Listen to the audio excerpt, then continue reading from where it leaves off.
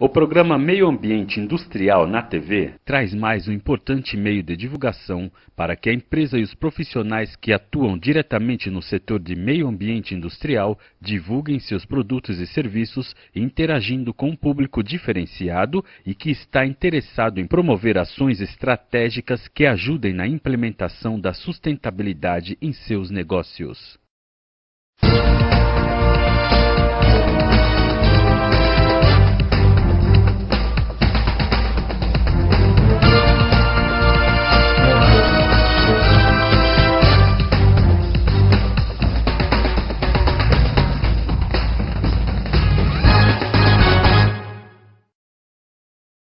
Bem-vindos a mais um programa Meio Ambiente Industrial na TV. Aqui você fica sabendo tudo sobre o meio ambiente e as iniciativas das empresas, tudo que elas estão fazendo para melhorar o nosso ecossistema. Então a gente volta em um minuto com as principais notícias.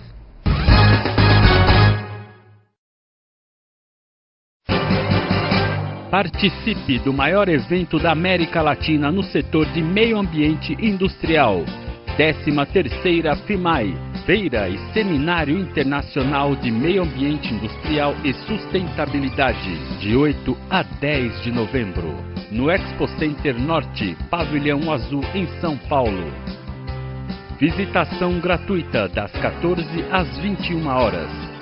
Faça já a sua pré-inscrição através do site www.fimai.com.br. Expo Center Norte, Rua José Bernardo Pinto, 333, Vila Guilherme, São Paulo. 13ª FIMAI.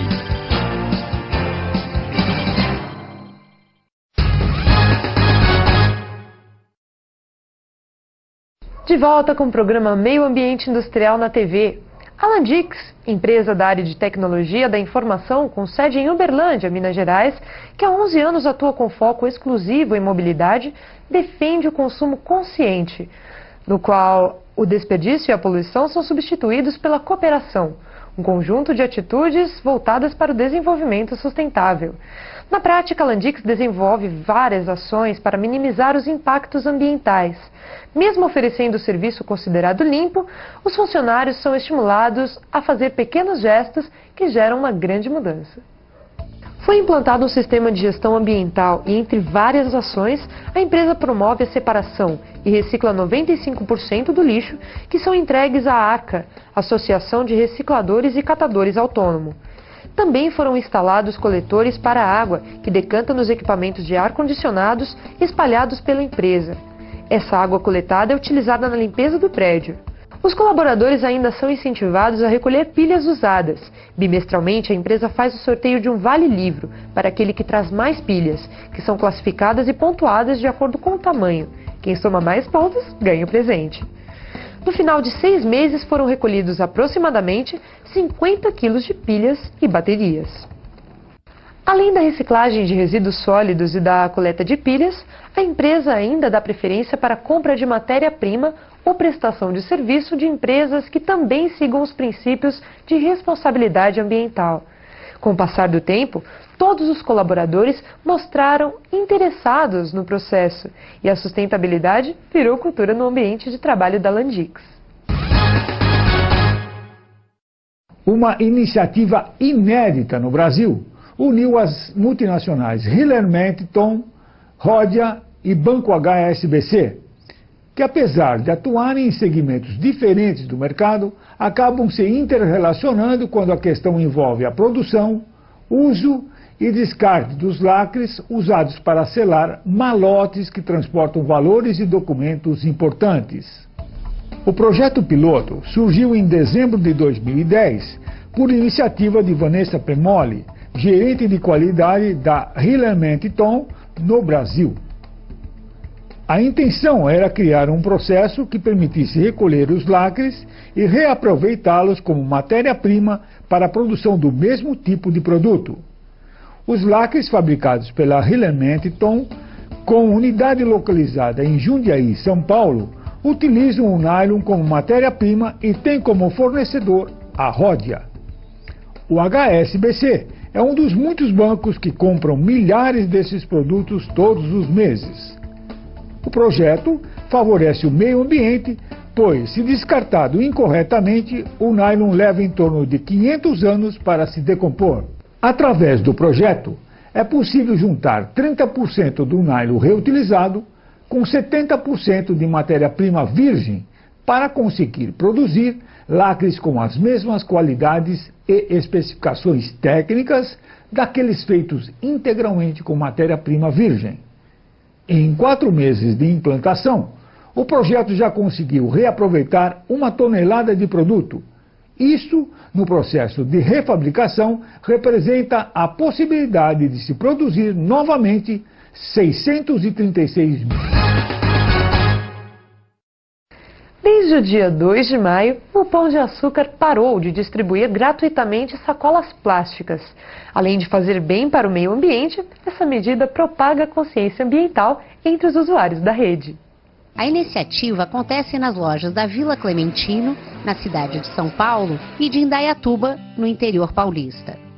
Os clientes, que já dispunham de 8 tipos de sacolas retornáveis, passam a contar com novas opções de embalagens sustentáveis, como cestas acopláveis, caixas plásticas, carrinhos de lona, além de sacolas biodegradáveis e de caixas de papelão. A decisão representa mais um avanço nas práticas sustentáveis adotadas pelo Grupo Pão de Açúcar, que desde 2005 já vendeu mais de 4 milhões de sacolas retornáveis. Para a gerente de sustentabilidade da rede, ao optar por alternativas ambientalmente corretas, o consumidor dá mais um passo para a implantação da sustentabilidade no país. A eliminação das sacolas plásticas nas 2 lojas verdes do Pão de Açúcar nada mais é do que uma extensão das práticas de sustentabilidade que a bandeira já tinha. Isso porque o principal objetivo do Pão de Açúcar sempre foi disseminar o consumo consciente e diminuir o seu impacto no meio ambiente. Então, a partir do dia 2 de maio, a gente eliminou as sacolas plásticas nessas 2 lojas e para que o cliente tenha oportunidades e alternativas para levar suas compras de uma forma confortável, a gente disponibilizou várias alternativas para ele. Desde sacolas de ráfia, sacolas feitas de PET, carrinhos de compra e até caixas plásticas mais duráveis. Inclusive, para aquele cliente que usava a sacolinha plástica para o seu lixo doméstico, a gente também pensou nisso e já disponibilizou sacos de lixo ecologicamente corretos que tem uma produção sustentável, é o plástico verde para lixo doméstico. O Grupo L'Oréal comemorou a 2ª edição do L'Oréal Cities Day, nos meses de junho e julho, em todos os países nos quais tem atuação, engajando colaboradores em questões sociais, ambientais e de vulnerabilidade. O evento entrou para o calendário mundial da empresa. No Brasil, além de participar de processos iterativos sobre as ações desenvolvidas pela L'Oréal Brasil, como Cabeleireiros contra a AIDS, Oficina de Beleza e o Para Mulheres na Ciência, os funcionários são convidados a conhecer projetos que fomentam o espírito solidário. Líder global em cosméticos, a L'Oréal se compromete a realizar sua missão de tornar a beleza universal de forma sustentável e responsável, com a participação ativa de todos os seus funcionários, pois acredita que as iniciativas ganham sentido muito maior quando abraçadas por quem de fato constrói a empresa e comemora resultados. O Para Mulheres na Ciência, primeiro prêmio mundial dedicado exclusivamente a mulheres pesquisadoras, já beneficiou 33 jovens cientistas no país desde sua criação em 2006. Outra iniciativa desenvolvida no país é a Oficina da Beleza, que aproveita a experiência da empresa em beleza para oferecer formação qualificada para assistentes de cabeleireiro e maquiagem, por meio do Instituto Criar, em São Paulo, e da Espetáculo, no Rio de Janeiro. Mais de 60% dos 95 alunos formados já foram inseridos no mercado de trabalho. O consórcio Areia Branca, constituído pelas empresas Constremac Construções, Carioca Engenharia e Queiroz Galvão, para execução de obras de ampliação do terminal salineiro de Areia Branca, no Rio Grande do Norte, instalou estações de tratamento de efluentes para tratamentos dos esgotos sanitários do seu canteiro de obras offshore. O investimento foi de R$50 mil para 3 unidades que captam os efluentes dos sanitários, banheiros e cozinha, tratando-os para que sejam lançados no mar. As estações de tratamento são fabricadas em plástico reforçado de fibra de vidro, que não consomem energia e apresentam baixos custos de manutenção. O sistema adotado pelo consórcio apresenta eficiência no tratamento do efluente, removendo de 70% a 85% de demanda bioquímica e química de oxigênio e até 90% dos coliformes.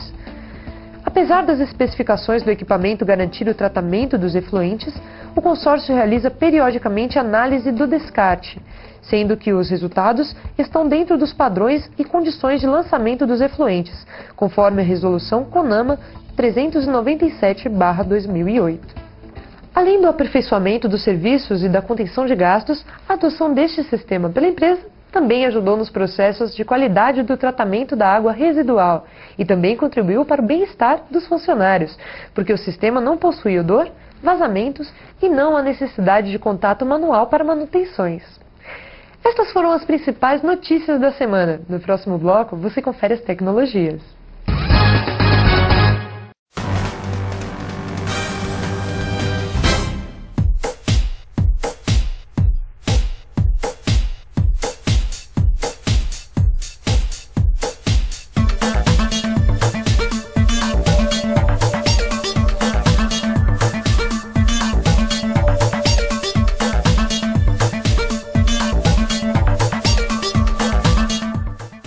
Com o aumento da importância do gerenciamento ambiental por parte das empresas, atualmente o mercado conta com a disposição de equipamentos avançados para a realização de investigação e sistemas de interpretação para estudar áreas como o solo, o oceano e a atmosfera. Esses sistemas têm encontrado grande utilização em indústrias de óleo, gás, química e petroquímica principalmente. A busca por recursos naturais com base no desenvolvimento sustentável tem contribuído para a melhora da infraestrutura necessária por meio de tecnologias inovadoras para a redução do uso de energia, água, transporte e demais recursos existentes no planeta e que são limitados.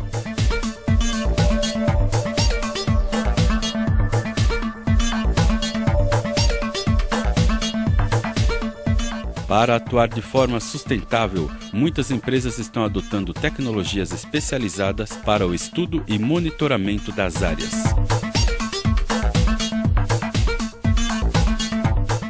Esses instrumentos ajudam nos estudos de rochas, reservas subterrâneas e serviços de exploração que auxiliam na coleta de informações precisas e que podem ser utilizadas para o melhor uso do potencial produtivo da área, bem como a sua recuperação em casos de solos contaminados.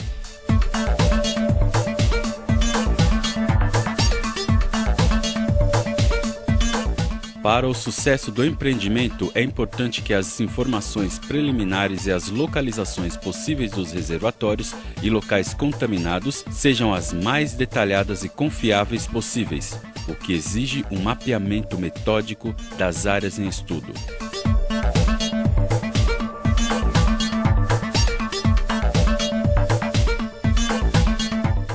Esse mapeamento pode ser feito por meio de sondas que recebem sinais refletidos em ondas e, através desse sistema, conseguem fornecer informações extraídas do fundo da Terra em até 5.000 metros de profundidade.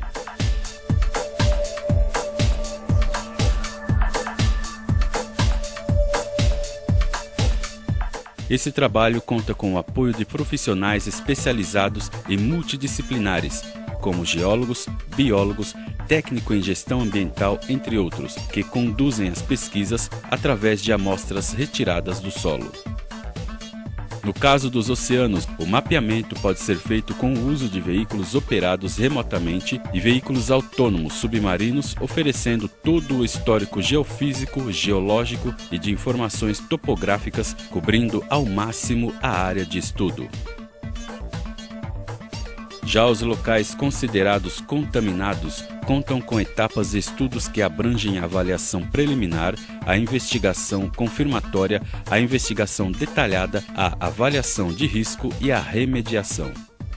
Os locais contaminados abrangem toda a área, terreno, local, instalações, edificações ou benfeitoria que tenham presença de substância química no ar, água ou solo, decorrente de atividades antrópicas e concentrações tais que restringam a utilização desse recurso ambiental para os usos atuais ou pretendidos, definidas com base em avaliação de risco à saúde humana, assim como aos bens a proteger, em cenário de exposição padronizado ou específico. Projetos de análise de risco e de remediação em áreas contaminadas requerem o conhecimento detalhado do subsolo e da água subterrânea. Com o objetivo de quantificar uma possível contaminação existente, faz-se necessária a chamada investigação detalhada, que permita avaliar as características da fonte da contaminação, as substâncias presentes e suas concentrações. Métodos e técnicas de investigação in situ apropriadas permitem efetuar o mapeamento tridimensional da contaminação em áreas impactadas, incluindo as características da pluma e as vias de transporte dos contaminantes. Ferramentas de alta definição, por exemplo, propiciam a obtenção de informações em tempo real, reduzindo desta forma o tempo de duração do projeto, o número de postos de monitoramento e as respectivas coletas de solo e água subterrânea, além de permitir a definição correta do modelo conceitual de remediação. Estas ferramentas são utilizadas há muitos anos na Europa e nos Estados Unidos, sendo totalmente aceitas e exigidas pelas agências ambientais reguladoras. No Brasil, o conceito de área contaminada é regido pela Resolução CONAMA, número 420, de 28 de dezembro de 2009. O gerenciamento dessas áreas proposto pela norma do CONAMA tem por objetivo minimizar os riscos a que estão sujeitos a população e o meio ambiente, em virtude da existência das mesmas, por meio de um conjunto de medidas que assegurem o conhecimento das características dessas áreas e dos impactos por elas causados, proporcionando os instrumentos necessários à tomada de decisão quanto às formas de intervenção mais adequadas. Com o uso dessas tecnologias, é possível montar um banco de dados compreensível e que fornecem informações que podem ser consultadas por especialistas e inúmeros clientes interessados em atuar em conformidade com as boas práticas ambientais, atendendo principalmente à legislação vigente.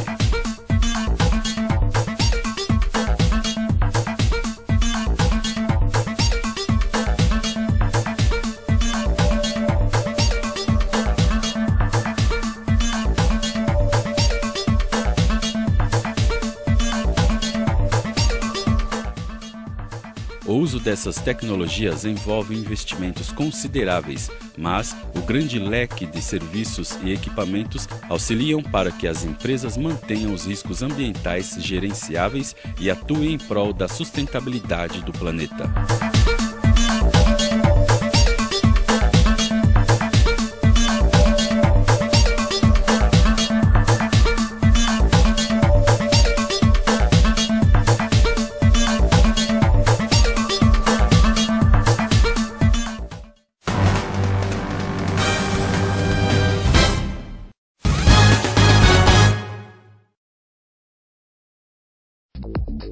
Assine a revista Meio Ambiente Industrial e fique por dentro de tudo o que acontece no setor. Nosso assinante tem acesso ao acervo digital, no qual pode consultar o conteúdo completo de todas as edições já lançadas. Ligue 11 3917 2878 ou visite o nosso site www.rmai.com.br.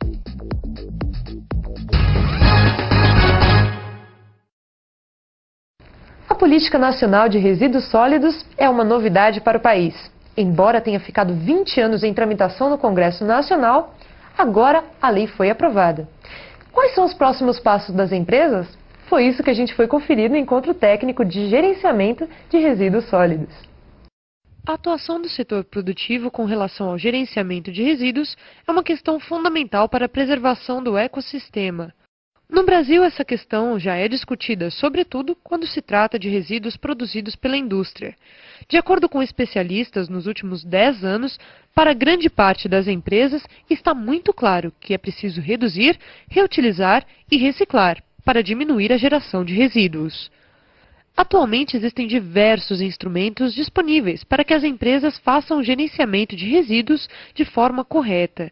E com a Política Nacional de Resíduos Sólidos, a tendência é que estes instrumentos se propaguem cada vez mais.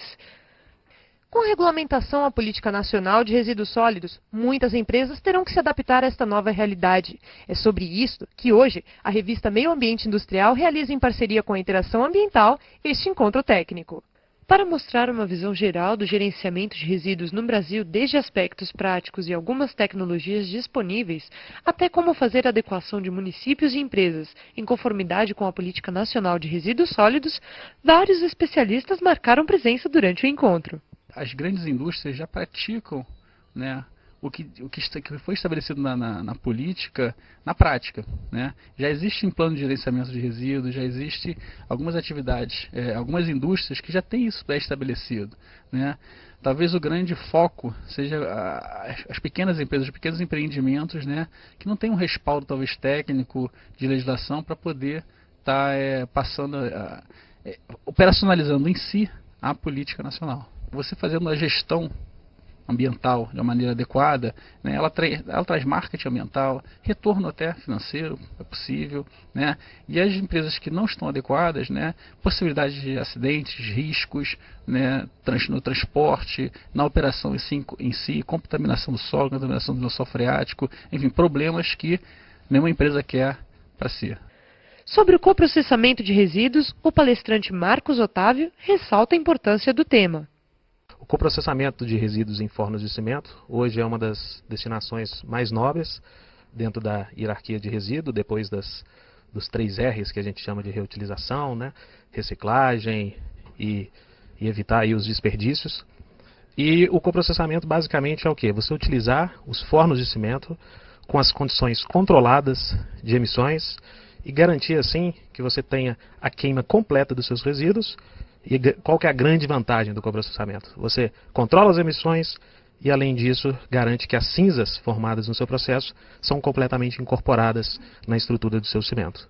Com o tema Formação de Consórcios para Adequação de Municípios e Indústrias de acordo com a Política Nacional de Resíduos Sólidos, a palestrante Ângela Cardoso deu uma aula durante o encontro. A gente tem a Política Nacional dos Resíduos Sólidos, que foi publicada em agosto de 2010, regulamentado em dezembro, ainda falta bastante passos a ser tomada para a gente ter tudo bastante conciso e adequado, mas enfim, a política, a ideia, a intenção, como diz o nome, é uma política, ela é cheia de intenções e conceitos, né, uma política conceitual, ela pede que toda a população, os estados, os municípios, e o Distrito Federal e a própria União possuam os seus planos diretores para fazer o seu programa de gestão de resíduos sólidos, né? Então, resíduo sólido é uma coisa muito fácil de ver. Então, o cidadão, o munícipe, a primeira coisa que faz ele entender o que é um aspecto ambiental, o que é um impacto ambiental, é o resíduo sólido. É a coisa mais fácil, mais palpável de se ver. Formação de resíduo sólido. Então, nós geramos muitos resíduos na nossa casa. E aí, eu moro em São Paulo e tenho problemas sérios. Se eu quiser fazer coleta seletiva dentro da minha casa, é por iniciativa própria e tenho que buscar pontos de armazenamento, de coleta dessa minha segregação em casa, que me garanta que vá estar dando a destinação correta. Para Luiz Henrique de Souza Lúcio, diretor da Interação Ambiental, é necessário falar cada vez mais sobre o tema. Esse evento tem uma importância muito grande, junto com toda a mobilização que a sociedade está tendo por conta da Política Nacional de Resíduos Sólidos, recém-publicada, né, e também por conta da importância do tema dentro do cenário industrial, do cenário e da sociedade de uma maneira geral, né. Então, ele faz parte aí de uma série de iniciativas para conscientização ambiental dos atores envolvidos com a questão do gerenciamento de resíduos, visto que esse é um foco muito grande da nossa legislação, né, da Política Nacional de Resíduos Sólidos, a parte de educação ambiental, de conscientização. Então, o evento vem a contribuir com esse momento aí. O grande ganho é o ganho ambiental, né, pelo fato dela nortear, da política nortear a destinação adequada para os resíduos. Então, esse, sem dúvida nenhuma, é um ganho principal, né, dentro desse cenário. Agora, tem como consequência outros ganhos, como o próprio ganho financeiro, né, visto que o mau gerenciamento de resíduos pode acarretar em sanções civis, em multas e até mesmo em sanções penais. E para os participantes, saber mais sobre gerenciamento de resíduos também é fundamental. Eu entendo que atualmente as mudanças em relação a todas as normativas, as regras, né, para que você tenha um bom controle de resíduos, estão mudando cada vez mais rápido, né? Então eu acho que é importante participar de eventos como esse para que eu me atualize com relação ao que o mercado está pedindo, o que é necessário realmente a gente saber para ter um bom gerenciamento de resíduos. Gerenciamento de resíduos hoje é um tema que está na moda aí, a gente vê a necessidade realmente das empresas, do setor público, do setor privado se mobilizar para encontrar alternativas, encontrar melhor destino para os seus resíduos. Então a gente vê que um encontro desse é uma oportunidade de trocar experiências, conhecer, ter os contatos, conhecer novas pessoas, novas empresas. Então é muito válido um encontro desse, vale a pena participar, hein? O que a política prega é formação de planos, elaboração de planos de gerenciamento de resíduo e formação de consórcios, pode ser interestaduais, intermunicipais, municípios com estado, se conversando e procurando a melhor forma, a melhor solução para aquele tipo de resíduo que é criado e gerado naquela região. Neste evento, a gente aprendeu que resíduos sólidos é um tema que vai ficar bastante em pauta, inclusive nos próximos meses, aí para as empresas se adequarem às novas normas. A gente vai ficando por aqui, voltando semana que vem com mais informações para você. Até lá!